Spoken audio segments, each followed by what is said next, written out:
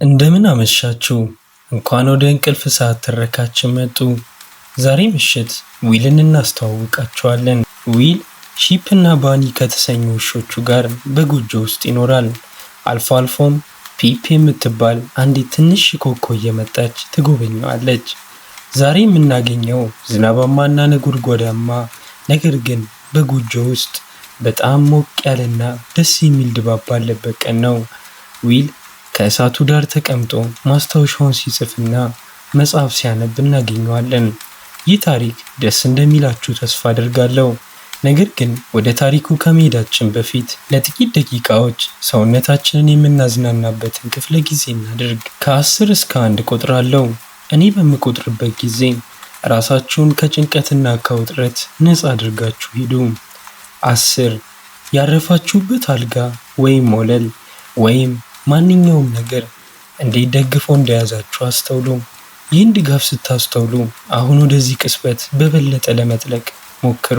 9 እርስዎ ደህንነቱ የተጠበቀ ነው። ድምፄ ዛሬ ምሽት የሰላም መልህቅ እንዲሆን ፍቀዱለት። እንደ ጓደኛ፣ እንደ ረጋ ያለ መሪ ቁጠሩት። ድምፄ ሁልጊዜም ወደ ሰላማዊ ቦታዎች፣ ወደ ሞቁና ደስ ወደሚሉ ስፍራዎች፣ እንቅልፍን ወደሚያመጡ ሁኔታዎች ብቻ የሚመሩ እንደሆኑ እመኑ። አሁን 8 ላይ ደርሰናል። ወደ ሰውነታችሁ ትኩረት አድርጉ። በየትኛው የሰውነታችሁ ክፍል ላይ ውጥረት እንዳለ አስተውሉ። ህመም ወይም መደንዘዝ ወይም ሌላ አይነት የህመም ስሜት ያለበትን ቦታ ፈልጉ። ምናልባት በእግር፣ በሆድ፣ በደረት፣ በትከሻ ወይም በአንገት ላይ ሊሆን ይችላል። ወይም ደግሞ እንደኔ ፊታችሁ ላይ ውጥረት ይኖር ይሆናል። አሁን ሰውነታችሁ እንዲዝናና ፍቀዱለት። ይህ ለራሳችሁና ለሰውነታችሁ ደግነት የምታሳዩበት ጊዜ ነው። 7 ቀኑ አልቋል። የሆነው ሁሉ ሆኗል። የሚሆነውም ይሆናል። አሁን ግን ያላችሁ ይህ ቅጽበት ብቻ ነው። ሀሳቦቻችሁ ያለፈውን ሊቀይሩ አይችሉም። ስለ ነገ መጨነቅ ምንም አይፈይድም። አሁን አይምሯችሁ እረፍት ያስፈልገዋል። ስለዚህ ሀሳቦች ሲመጡና ሲሄዱ አትታገሏቸው። እንደ ቅጠል በጨረቃ ብርሃን በሚያንጸባርቅ ወንዝ ላይ እንደሚሳፈፉ ወይም በከዋክብት በታጀበ ሰማይ ላይ እንዳሉ ደመናዎች አድርጋችሁ እዩዋቸው። 6 ይህ የእናንተ ቅጽበት ነው። ይህ የአንቺ ጊዜ ነው። ለራሳችሁ የምታሳዩት ይህ ደግነት ይገባችኋል።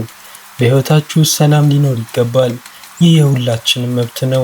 ይህን እውነት ስትረዱ አሁን ሰውነታችሁ የእረፍት ጊዜው እንደደረሰ እንዲያውቅ እያደረጋችሁ በይበልጥ ተረጋጉ። 5 ሰላም በአንቺ ውስጥ ይኖራል። ሰላም ሁሌ አብሮን የሚኖር የሁል ጊዜ ጓደኛችን ነው። የት ነው የሚኖረው? ምናልባት ልባችን ውስጥ፣ ምናልባት አይምሯችን ውስጥ። እሱም ማግኘት የሁላችንም ፋንታ ነው። ግን እዚያ እንዳለ ቃል ገባላችኋለሁ። 4 አሁን ትንሽ ምስጋና ይሰማችሁ። ለቀላል ነገሮች ምስጋና ይኑረን። ለሰውነታችሁ፣ ዛሬ ምሽት ላገኛችሁት መጠለያ፣ ለምትወዷቸውና ለሚወዷችሁ ሰዎች፣ ላላችሁ ጥሩ ነገሮች ሁሉ ምስጋና ይኑራችሁ። አሁን 3 ላይ ደርሰናል። አሁን ምናባችሁ መጠቀም ጀምሩ። በቆንጆ ጫካ መሃል ያለች አንዲት ደስ የምትል ጎጆ በአይነ ህሊናችሁ ተመልከቱ። በውስጧ እሳት ተቀጣጥሏል። ውጪ ዝናብ መዝነብ ጀምሯል። ውስጥ ግን በጣም ሞቅ ያለና ደስ የሚል ስሜት አለ። 2 ሰውነታችሁ ዛሬ ብዙ ደክሟል። አሁን ለራሳችሁ እረፍት የምትሰጡበት ጊዜ ነው። 1 ሙሉ በሙሉ ራሳችሁን ለቀቅ አድርጉት። አሁን የዛሬውን የእንቅልፍ ታሪክ ስነግራችሁ ዊል በጎጆ የወጥ ቤት መስኮት አጠገብ ቆሞ ጥቁር ሻይ የያዘ ሲኒ በእጁ ይዞ ከዛፎቹ ጫፍ በላይ ሰማዩ ሲጨልም ይመለከታል። ደመናዎች ጠዋቱን ሙሉ ቀስ እያሉና እየከበዱ ሲከማቹ ቆይተዋል። ልክ በመደርደሪያ ላይ እንደተነጠፉ ግራጫ ብርድ ልብሶች ብርሃኑን ተቀይሯል። የጠዋቱ ብርቱካናማ ብርሃን ጠፍቶ ወደ ከበድ ያለ ድባብ ተለውጧል። ከአትክልቱ ስፍራ ባሻገር ያለው ጫካ ዊል በደንብ የሚያውቀው አይነት ጸጥታ ሰፍኖበታል። ወፎቹ ዝም ብለዋል። አየሩም ረግቷል። ከሰዓት በፊት በዛፎቹ መካከል ይነፍስ የነበረው ነፋስ እንኳ ጠፍቷል። ዓለም ትንፋሿን ይዋጠች ይመስላል። ማዕበል እየመጣ ነው። ዊል ከሻዩ ጠጣ። እንደ ሁልጊዜው ጠንከር ያለና ትኩስ ነው። ወተት የለውም፣ ስኳር የለውም፣ ዝም ብሎ የተፈጥሮ ጣዕሙ ብቻ። የሲኒው ሙቀት በእጆቹ ላይ ጥሩ ስሜት ይፈጥራል። ሲኒው ራሱ አርጅቷል፣ ጠርዞቹ ተሸርፈዋል። ለብዙ ዓመታት በማገልገሉ ቀለሙም ለቋል። ሊቀይረው ይችል ነበር። መደርደሪያው ላይ ሌሎች ሲኒዎች አሉ። ነገር ግን ይህ ሲኒ ከሱ ጋር ልክ እንደ ቆየ ወዳጅ ነበር። ዊል አሁንም ለሚሰራ ዕቃ አዲስ የመተካትን አስፈላጊነት አይረዳውም። ውሻው ሺፕ ከበስተጀርባው በኩሽናው ወለል ላይ ተኝቷል። ረጅሙ አፍንጫው ከፊቶቹ እግሮቹ ላይ አርፏል። ዊል ዛሬ ጠዋት ፀጉሩን ስላበጠረው ጥቁርና ነጭ ፀጉሩ በጣም ለስላሳ ሆኗል። ሺፕ ከሁለቱ ውሾቹ መካከል ረጋ ያለው ነው። ሁሉን የሚከታተልና የሚጠብቅ፣ የዊልን የዕለት ተዕለት እንቅስቃሴ ሳይነግረው የሚረዳ ይመስላል። ዊል ካልተንቀሳቀሰ እሱም አይንቀሳቀስም። አስፈላጊ ካልሆነ በቀር አይጮህም። በዚህ ረገድ ሁለቱም ይመሳሰላሉ። ዊል አንዳንድ ጊዜ ውሻ ብሆን ኖሮ ሺፕን እመስል ነበር ብሎ ያስባል። ዝምተኛ፣ ታጋሽ እና ከሚወዳቸው ሰዎች ጋር በአንድ ክፍል ውስጥ በመሆን ብቻ የሚረካ አይነት ውሻ ነው። ባኒ ግን በበኩሏ የኋላኛው በር ላይ ቆማለች። አፍንጫዋን ከበሩ ስር ባለው ክፍተት ላይ አጣብቃ አየሩን በከፍተኛ ትኩረት ታሸታለች። እሷ ትንሽ ውሻ ስትሆን ፀጉሯ የማር ቀለም አለው። ጆሮዎቿ ከራሷ ጋር ሲነጻጸሩ ትንሽ ትልቅ ናቸው። ጭራዋ ደግሞ መቼም ቢሆን መነቃነቅ አያቆምም። ሺፕ የጸጥታ ተምሳሌት ሲሆን ባኒ ደግሞ የጉጉት ተምሳሌት ነች። እሷም የአየር ሁኔታው መቀየሩን ተረድታለች። ይህም እረፍት ነስቷታል። በእንጨቱ ወለል ላይ የምታደርገው የእግር ጉዞ ቲክ ቱክ የሚል ድምፅ ያሰማል። ከአየር ሁኔታው ወይም ከዊል አንዳች ያልተጠበቀ ነገር እንዳይፈጠር በንቃት ትከታተላለች። አይዞሽ ልጄ ይላል ዊል ጎንበስ ብሎ ጆሮዋ ስር እያከካት። የአየር ሁኔታው ነው። ጭራዋን ወዲያ ወዲህ ታንቀሳቀሳለች። ወደ እጁ ትጠጋለች። በዊል ንክኪ ረክታ ወደ በሩ ትመለሳለች። የመጀመሪያዎቹ የዝናብ ጠብታዎች ያለምንም ማስጠንቀቂያ ደረሱ። ጥቂት ጠቆር ያሉ ነጠብጣቦች በረንዳው ላይ አረፉ። ከዚያም እየበዙ እየበዙ ጠብ ጠብ የሚል ድምፅ ፈጠሩ። ውጭ ያለው ዓለም በዝናቡ መደብዘዝ ጀመረ። የጠጠሩ መንገድ ጠቆረ። ዛፎቹም ቀስ እያሉ መወዛወዝ ጀመሩ። ዝናቡ የጎጆውን ክፍል በጣም በሚያውቁትና በሚያረጋጋ ድምፅ ሞላው። ዊል ትከሻው ሲላላና ትንፋሹ ያለምንም ጥረት ሲረጋ ተሰማው። ለጥቂት ጊዜ ዝናቡን ተመለከተ። ምንም መቸኮል የለም። መቼም ቢሆን መቸኮል የለም። ከዓመታት በፊት ወደዚህ የመጣበትም ዋና ምክንያት ይህ ነበር። አንዳንድ ጊዜ ትላንት የመጣ ይመስሏል። አንዳንድ ጊዜ ደግሞ ለዘላለም እዚህ ይኖር ይመስሏል። የመጣው ስለደከመው ነው። እንቅልፍ የሚፈውሰው አይነት ድካም ሳይሆን በአጥንቱና በሐሳቡ ውስጥ የሚኖር ጥልቅ ድካም ነበር። ስራ ነበረው፣ አፓርታማ ነበረው። ከውጭ ሲታይ ፍጹም የሚመስል ህይወት ነበረው። ከውስጥ ግን የማይመጥን ካፖርት እንደመልበስ ነበር። በትከሻው ላይ ጥብቅ ያለ የሚከብድ የሚበዛ ያኔ ነበር። አሁን ግን ሌላ ነው። አሁን ዝናቡ እየዘነበ ነው። ማሰሮው ገና ትኩስ ነው። ውሾቹም አጠገቡ ናቸው። ጠዋቱ ከሱ የሚፈልገው ምንም ነገር የለም። የርቀት የነጎድጓድ ድምፅ በሸለቆ ውስጥ ተሰማ። ጥልቅና ሩቅ የሆነ ድምፅ። ንዝረቱ በወለሉ በኩል አልፎ እስከ ዊል እግር ድረስ ተሰማው። ሺፕ ለአፍታ ራሱን ቀና አድርጎ አዳመጠ። ከዚያም አይኑን ጨፍኖ መልሶ ተኛ።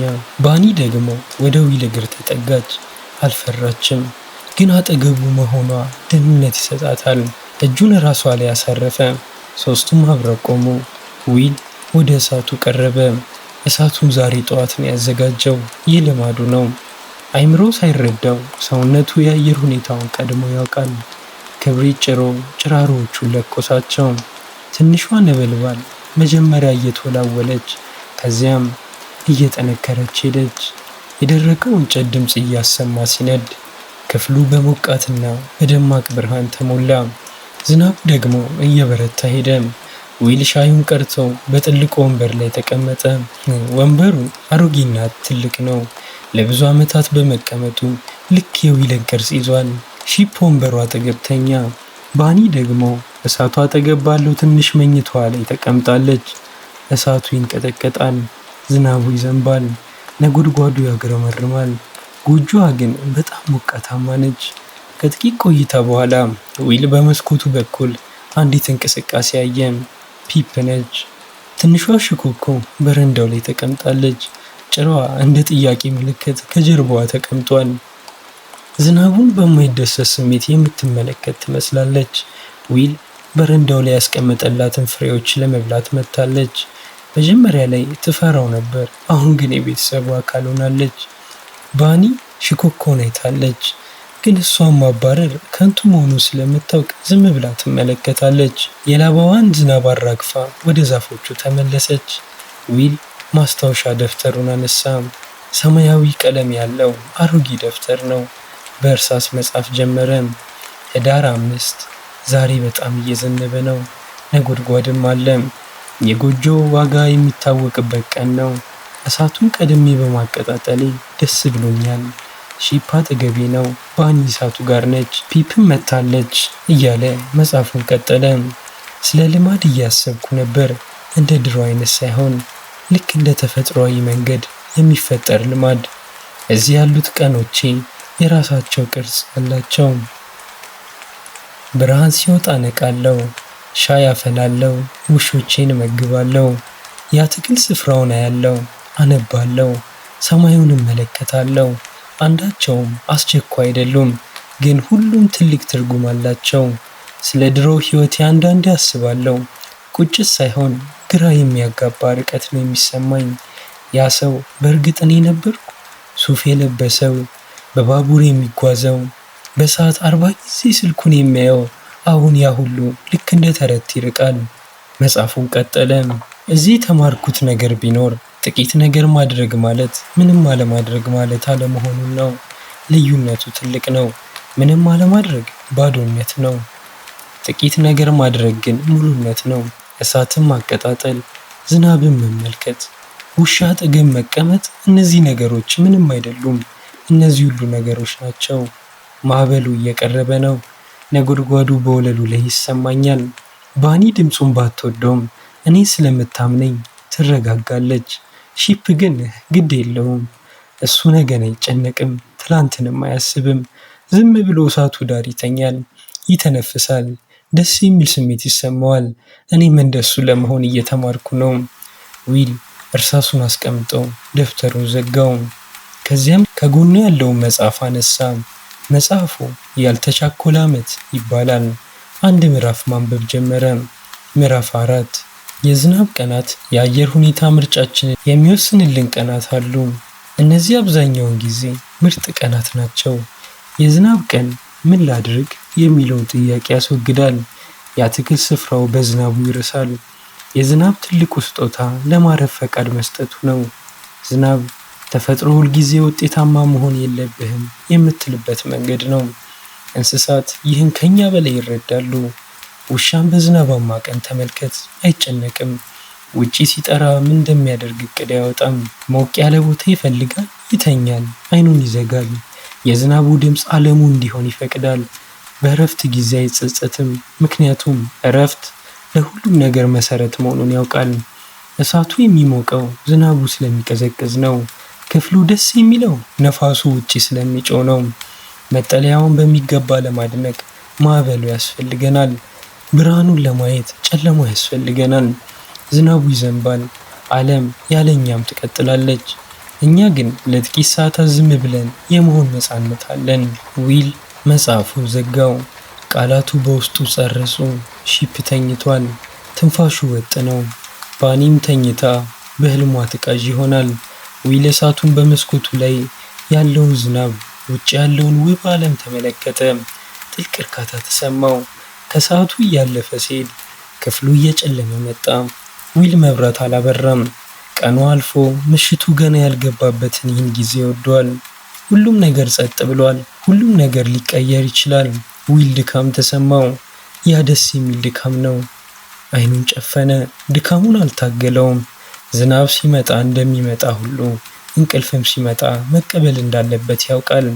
እሳቱ ይንቀጠቀጣል። ዝናቡ ቀስ እያለ ይዘንባል። ውሾቹ ተኝተዋል። ዊልም በዚያች በጫካ ውስጥ ባለች ሞቅ ያለች ጎጆ ውስጥ በሰላም ወደ እንቅልፍ ዓለም ተሸጋገረ።